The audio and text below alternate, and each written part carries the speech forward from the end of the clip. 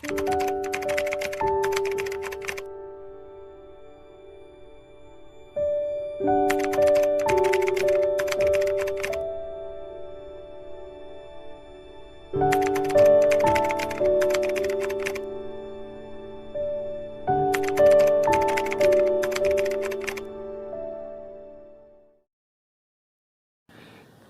sayang, lagi ngapain? Hah? Habis selesai mandi? Aduh, malam-malam kok mandi sayang? Gak takut kayak mati kamu? Ya, walaupun pakai air hangat ya jangan dibiasain lah sayang. Kasihan badan. Oh, ini barusan habis selesai kerja. Lumayan banyak kerjaan hari ini. Oh iya, kemarin aku habis nonton film. Enggak lah, masa di bioskop. Kan belum buka, belum boleh nonton di bioskop. Kalaupun udah boleh, aku pasti ngajak kamu lah. Iya nih, baru seneng nonton film di rumah. Kemarin habis langganan Netflix. Itu loh, nonton filmnya Pak Deddy Kempot yang judulnya Sobat Ambyar. Ya kapan-kapan ya. Ya kapan-kapan kita nonton bareng ya. Apa? Ceritain. Gak apa-apa nih spoiler. Oke deh. Jadi ceritanya itu tentang cowok yang disakitin gitu loh. Jadi kayak dimanfaatin sama ceweknya. Jadi awal filmnya itu ya ada cowok yang namanya Jatmiko. Dia nonton di konsernya Didi Kempot. Saking antusiasnya dia sampai menghayati gitu loh, menghayati sambil nyanyi sambil teriak gitu. Ya banyak sih kata-kata kotor di film ini, tapi ya namanya juga cerita. Jadi ini basicnya Jatmiko ini anak Solo ya, orang Solo. Terus yang ceweknya ini orang Surabaya yang kuliah di Solo. Awalnya ceritanya gini sayang. Jatmiko ini buka kafe, tapi dia kayaknya mau bangkrut gitu loh karena kafenya sepi. Dia punya temen namanya Kopet. Agak aneh sih namanya, jorok. Kopet. Ya, terus si Kopet ini temen yang menyemangati gitu. Pokoknya Jatmiko nggak boleh putus asa buat ngembangin kafenya ini. Padahal kafenya ini udah terancam bangkrut gitu sayang. Nah, terus awal mula ketemunya si cewek ini sama Jatmiko ya itu. Dia mampir ke kafenya tersebut. Terus pesen kopi ke Jatmiko. Dari situ Jatmiko udah curi-curi pandang gitu. Kalau aku sih enggak lah. Kan cinta aku cuma kamu sayang.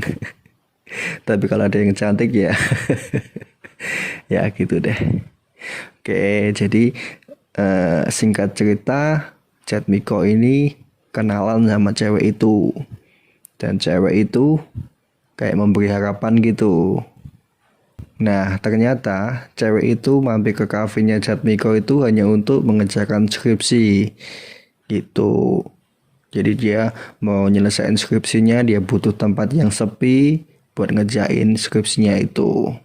Singkat cerita ternyata ada dua cowok gitu, dua cowok penggemar beratnya si cewek ini.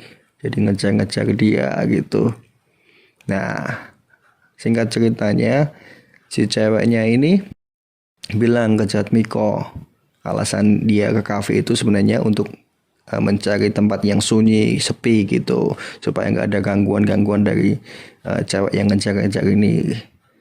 Ternyata cowoknya ini ngejar sampai ke kafe itu. Jadi cewek ini nggak bisa lagi buat datang ke kafe tersebut gitu sayang. Jatmiko janji ngejelasin gitu ya, karena mungkin Jatmiko sudah ada rasa, sudah ada hati gitu ke cewek ini. Janji bakal menghalangi dua orang ini untuk datang ke kafenya lagi supaya si cewek ini bisa datang ke kafe buat ngerjain skripsinya. Tapi ternyata si Jatmiko-nya ini nggak bisa karena dua cowok ini satunya garang, satunya tajir. Nah, dia ngejelasin ke ceweknya kalau dua cowok ini terus datang ke kafenya gitu. Singkat cerita, cewek ini pun cerita kalau dia dikejar deadline, dia bingung karena skripsinya harus selesai gitu. Dan cewek ini cerita ke Jatmiko kalau dia butuh mengerjakan skripsi tentang usaha yang sudah dirintis lama gitu. Nah, akhirnya Jatmiko ini karena dia punya usaha kopi ya, dan dia punya resep khusus gitu ya, racikan dari orang tuanya, kayak warisan gitulah, warisan dari kedua orang tuanya yang sudah meninggal. Dia bilang, bisa nggak sih kopi bikinan dia itu, kopi miliknya itu dijadikan bahan skripsi si cewek ini. Kamu diem tidur apa? Oh enggak, dengerin. Jangan kamu kayak didongengin, kamu tidur kamu. Oke deh, aku lanjutin ya. Jadi singkat ceritanya gitu, deket karena alasannya mau bikin skripsi itu. Nah, di tengah cerita, cewek ini kayak memberi harapan ke Jatmiko. Dan singkat cerita mereka pun jadian gitu. Nah, terus habis itu skripsinya kelar dan dia dinyatakan lulus skripsi ya sama dosen pembimbing. Jatmiko sudah terlanjur sayang nih sama si cewek ini dan sudah jadian, sudah pacaran. Nah, waktu itu setelah semuanya selesai, si cewek ini pamitan ke Jatmiko mau pulang ke Surabaya. Itu ceritanya. Nah, di situ mulai ada konflik itu setelah cewek ini pulang ke Surabaya. Padahal sebelumnya dia janji bahwa 2 minggu lagi, sehari sebelum ulang tahun si cewek ini bakal balik lagi ke Solo buat nemuin Jatmiko buat ngerayain ulang tahun bareng. Tapi setelah si cewek ini pulang ke Surabaya, Jatmiko itu ngechat terus, WA terus sama si cewek ini dan gak dibales gitu, cuma dibaca. Dari sini Jatmiko mulai galau nih. Nah, singkat cerita, waktu di hari ulang tahunnya itu si Jatmiko ini datang ke Surabaya beliin hadiah. Kayak waktu itu lah aku ngasih kamu hadiah boneka yang gede, itu lebih gede lagi nih. Nah, ini perjuangan Jatmiko dari Solo ke Surabaya itu diceritakannya tragis banget sih menurut aku. Jadi dia beli boneka raksasanya itu dari Solo, diantar sendiri ke alamat Surabaya cewek ini. Sesampainya di rumah si cewek ini, dia kayak ngasih kejutan gitu. Oh, bener-bener ini paling gimana ya, bikin nyentuh deh. Kalau kamu nonton sendiri pasti bisa merasakan gimana sih rasanya sakit yang bener-bener sakit itu, patah hati yang bener-bener ya gitulah pokoknya. Nanti kamu nonton sendiri deh. Bener-bener si cewek ini ngeselin banget. Jadi dia datang, ketuk pintu kan, dibukain sama si cewek ini. Tapi raut wajah si cewek ini seketika kayak berubah drastis gitu loh. Jadi kayaknya dia nungguin sosok lain, tetapi yang datang, yang dia bukain pintu itu si Jatmiko ini. Dia kayak nggak seneng gitu loh, raut mukanya gitu. Dia ngasih surprise, dia bawa kue, terus si ceweknya niup kue itu, dia kasih boneka raksasa itu. Pokoknya ngeselin banget deh kalau kamu lihat sendiri. Nah, singkat cerita, ketika mereka ngobrol berdua di depan rumah, ada cowok, kayaknya cowok tajir gitu ya. Diceritain kalau dia bosnya di tempat kerja cewek. Jadi ceritanya cewek ini udah kerja gitu di Surabaya, udah dapat pekerjaan. Nah, ini bosnya datang. Bosnya ini ternyata pacarnya si cewek ini. Padahal dia sama Jatmiko belum putus ceritanya. Nah, di sini momen paling ambiar si Jatmiko. Makanya judulnya mungkin Sobat Ambiar gitu ya. Nah ini momen-momen paling ngeselin deh. Emosi kamu bakalan kebawa kalau nonton film ini. Gitu sayang. Nah ceritanya terus si Jatmiko ini pulang balik ke Solo dengan rasa yang benar-benar sakit hati parah deh. Terus siapa tadi namanya Kopet itu tadi sama dia. Jadi Jatmiko ini punya adik sayang. Dia punya adik cewek. Nah adik ceweknya ini pacarnya si Kopet tadi yang temannya Jatmiko.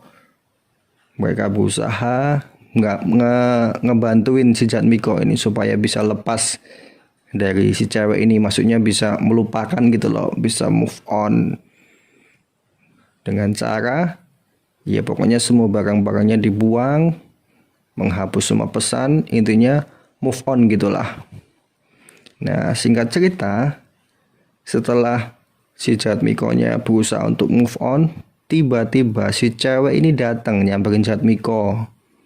Kalau dia minta maaf, bla bla bla bla, gini gitu. Awalnya si Jatmiko nggak mau ya, karena sudah sakit hati yang mendalam. Tapi pintarnya si cewek ini bisa mainin perasaannya si Jatmiko. Jadi Jatmiko luluh kembali sama si cewek ini. Dia pikirnya kalau dia ngasih kesempatan bisa baikan lagi gitu. Singkat cerita, si Jatmiko membawa cewek ini ke kafenya. Jatmiko ketemu sama si Kopet gitu, dan di situ mereka agak sedikit berantem gitu ya, karena Jatmiko gimana ya, mengecewakan si Kopet karena Kopet udah bilang kalau cewek ini tuh seperti maling gitu loh. Dia sudah mencuri dan kemudian Jatmiko malah memberikan obor untuk membakar rumah Jatmiko. Jadi dia ngasih perumpamaan gitu. Nah terus si cewek ini bilang ke Jatmiko kalau dia datang ke Solo punya 2 permintaan sebenarnya.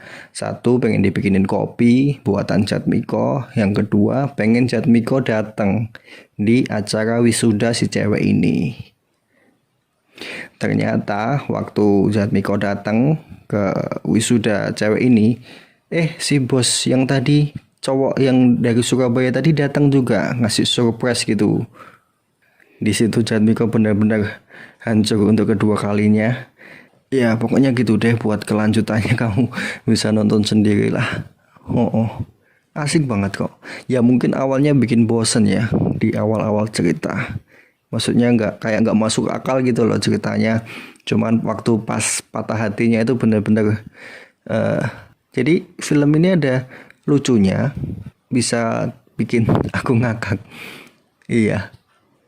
Jadi film ini ada konflik-konflik percintaan gitu. Dan ada dibumbuin dengan unsur-unsur komedi gitu sayang. Pokoknya kamu harus nonton deh. Besok lah. Kalau kamu main ke sini, kita nonton bareng. Iya. Oke, gitu dulu ya sayang ya. Udah ngantuk ya kamu? Habis ini aku udah mau beres-beres, mau rapiin kamar sebentar, terus bobok. Iya. Kamu juga ya. Tidurnya jangan malam-malam. Besok bangun pagi kerja. Iya, makasih sayang. Oke, udah dulu ya sayang ya. Lanjut besok. Iya. Makasih sayang. See you. Love you.